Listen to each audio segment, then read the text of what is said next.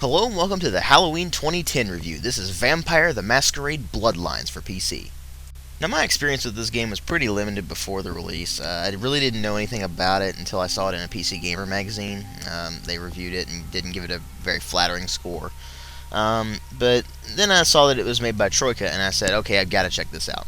So I did, and eventually I found out that Vampire the Masquerade was a White Wolf game. It's a tabletop kind of thing. Sort of similar to D&D or Dungeons & Dragons, for those of you who don't know what that is. But it's based around vampire lore, and it's a very, very deep role-playing game. And so, once I learned about that, I looked at the game, and I realized that while it was a little bit dumbed down compared to the tabletop, it still remains very true to that, and that's an extremely good thing. Now, one thing that got bashed quite a lot was the graphics presentation. Now, it uses the Source engine, and it was actually supposedly finished before Half-Life 2 was even out. So, the problem was, this was the very first game besides Half-Life 2 to be released on the Source engine. And it doesn't look all that great compared to most Source games. The textures on the environments look fairly decent, but stuff like blood splatters, the characters look awful in terms of textures. The modeling's fine, but the textures just look really bland. They almost look like a generation before the Source engine's type of texturing, and I think that's what they just happened to do, even though they didn't really mean to. But it still looks decent enough that it won't really bother you all that much. Now, I will say that the NPCs, except for the ones who are fairly important to the storyline, they all look pretty much the same, and they look really, really awful. But the modeling is fine. The animations are decent. They're a little bit weird looking. They kind of over-exaggerate things a little bit, but other than that, it works really well. And it really does give you this kind of visceral feel to when you do the combat, and you have all these really forceful, jagged kind of animations. But other than that, I mean, the overall presentation is fairly lackluster for a Source game, even though it was the first non-Valve Source game. Now, the sound design is definitely not what the graphics are. First off, the sound effects themselves are nothing spectacular. They do their job, and that's about it. Nothing sounds particularly beefy or concussive except for explosives and shotguns, which they should sound beefy and concussive. But, I mean, that's perfectly fine by me. I mean, some sounds, I've heard them in several other games, and I'm just a little bit tired of them, but, I mean, you can easily swap the sounds out if you want to.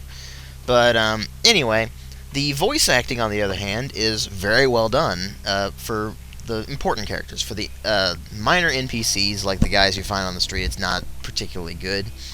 But for the main characters, like the Prince or Jack, for instance, they're just really well done. When they need to sound menacing, it sounds like the character is being menacing, not some actor is trying to pull it off. And that's just really good in this type of thing. And considering that the game is pretty dialogue-driven, that's pretty important. But anyway, then there's the music. And it's a mix between licensed tracks and these sort of original, I guess you could call them synth beats. And you can hear examples of that in the background of this video. But it's pretty well done. It conveys this really dark, moody feel to the game, and that really does help the atmosphere quite a bit. But I will say that some of the sound, that music doesn't sound particularly good.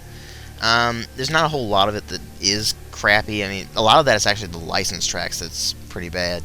But I mean, it's got some pretty good stuff like Darling Violetta, I guess is how you say that. There's a song from them in there. Stuff like Chiasm is in there. Ariel, all sorts of different little, probably lesser known, I guess you could call them bands, gothic kind of stuff, I guess you could call it. But some of that's good and some of it's not. I mean, they tend to play the licensed stuff in the clubs, actually, which is a really cool touch. But anyway, the sound design overall does its job very well. Now, someone might look at this and say, oh, it's a first-person shooter, and it's really not. It is a first-person role-playing game, with some emphasis on action. And I say some because you can generally get around the situations where you'll need to fight by doing other things. And a lot of other action RPGs, like say Fallout 3, for instance, will not let you do that. You might have a few extra dialogue options, and you might end up not fighting a single character, but in the same spot, you might end up fighting the rest of the group that was with the character, say. But whereas in this one, you can generally just sneak around the enemies, you can manipulate their minds if you want to, and that's usually really, really entertaining. And, I mean, there's just so many different ways to play this game. You can go all out on the combat aspect. You can be, say, a katana-wielding freak of nature that just slashes through every single thing in its path. You can also be, say, a Nosferatu and use stealth to your advantage, because they really need to use stealth, and I'll get to that in a little moment. Or you can be something like a Malkavian, where you're constantly manipulating people's minds, making them go insane, making them fight each other, all that kind of thing. And that's really what's fun about this game. It just provides you so many different ways to play. I mean, there's not a whole lot of gear available, so if you're one of those kind of Diablo freaks, you're going to be horribly disappointed with that. But really, it doesn't focus on the action part. It focuses on the role playing, and that goes to show you with the deepness of the role playing system and the story. And let's start with the role playing system. It's based on Vampire the Masquerade, which is a White Wolf game, and it's been discontinued in favor of Vampire the Requiem. And this rule set was also used for Vampire the Masquerade Redemption, which was an earlier action RPG. It's a lot more Diablo-like, I guess you could say, and it really doesn't follow the rule set very well. But in this one, they really follow the rule set well, despite being a pretty action-oriented game at times. And it's just, you can really tell when stuff comes in. Like, say your stats, you put your stats in the wrong places for a given clan, then you're going to suffer for it. Whereas if you really put a lot of effort into your figuring out what you want to do, you can play that character to absolute fruition. I mean, say you're a Malkavian, you're going to be putting a lot of points into, say, something like, I guess, charisma or the mind-manipulating powers and such. And one thing to note about that is that you've also got the humanity meter and the Masquerade violations. Now, the humanity meter is, it increases for doing humane things like, say you've saved an old lady's cat from a tree and given it back to her. That will earn you a humanity point. I mean, that's a pretty bad example, but anyway.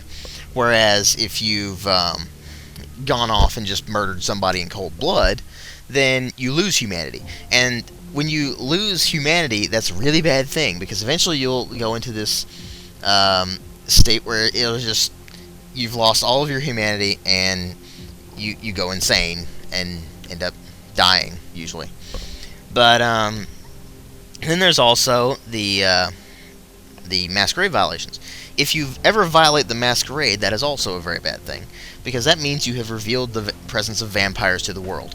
And the whole point is that it's supposed to be unassuming. You're supposed to live in the shadows, kind of thing. The vampires do not want the humans to know they exist, because that would be a bad thing, trust me. But if you violate that by, say, using the wrong power in public, or just going up and just feeding on somebody right in the middle of public, then you'll gain Masquerade violations, and when you get enough of those, the game ends, basically with your execution. But anyway, once you get to those, there's also the power system, where blood fuels your power. Say, whenever you use something like, say, obfuscate, which makes you turn pretty much invisible, you'll lose some of your blood meter. And to refill that, obviously, you feed on humans. You can also feed on rats if you really want to. But it's a pretty difficult thing to do. And that's one thing that's really problematic with this game. It's problematic for a newcomer to role-playing games. But for someone who's experienced with it, it's not really all that bad. This game is a pretty difficult one. Especially compared to stuff like, say, Fallout 3, where it's at times too easy. This one is really difficult. Especially towards the end game. It gets really brutal later on. But it's, that becomes of little consequence, because you'll be just absorbed into this game. because it's exuding atmosphere. It has a very well written story with well written characters, and the just the atmosphere of the game will really suck you in. Say you're in Santa Monica, for instance, because this is set in California, or basically around the area of Los Angeles. And you go into Santa Monica, and it's basically this just dirt pile, I guess you could call it. It's a really dingy place to be. And you're just sitting there, and you're like, okay, this just feels like a dingy, dirty place, and I really don't want to be here. And then, you go to, say, Hollywood, and it's this kind of upscale thing. And it's just these different areas really feel like these own separate entities, and it's really cool. Then you get the story-based stuff, like eventually you get to go to a museum, and it's this really cool atmosphere where you're in this museum sneaking around. It almost gives you this Mission Impossible kind of vibe. Or you go into this Malkavian's mansion, and it's basically a house of madness, which is really awesome. But I mean, you go into these areas, and it's just, you get hit with this awesome atmosphere. Then you have the story to boot, which is really well done. It has enough twists to keep you going. And I don't really want to spoil that for anybody, so I will leave it to the players to experience. But the only problem with the game overall is the fact that it is horribly buggy. I mean, to the point where sometimes it's game-ending. And it's sad to say that, because Troika has never released a game that hasn't been horribly buggy or even practically unplayable. Now, I've played it post-patches, and it's still horribly buggy. It still doesn't run particularly well. Now, I'm not sure whether that's because of my hardware being massively overpowered for this thing, or whether it's just a problem with the game coding. I don't know. But it's really got a lot of problems with it. And, I mean, if you can put up with the bugs, if you can put up with the horribly crazy difficulty at times, I mean, for the most part, it's pretty manageable, but sometimes you'll be just baffled by the sheer difficulty of a level. If you can put up with the lackluster graphics, you'll probably love this game. If you are a fan of Fallout 3, you will probably not like this game, because Fallout 3 is a much more dumbed-down kind of RPG. It's really not even an RPG. This one is a role-playing game. It's not an FPS like, say, Fallout 3 is. Now, I mean, I'll probably get flamed for that, but anyway. Do I highly recommend it? Absolutely. It is a phenomenal game. Just make sure that you can put up with the immense amount of bugs. I don't know if there's a community patch available. I hope there is, but I don't know for certain. But overall, it is an extremely good game. I highly recommend it to role-playing game fans, especially Vampire the Masquerade fans, or Vampire Requiem fans, whatever. Or people who like Troika games, and just people who like role-playing games in general. But it's a phenomenal game. I highly recommend it. It gets a 4.5 out of 5, and thanks for watching.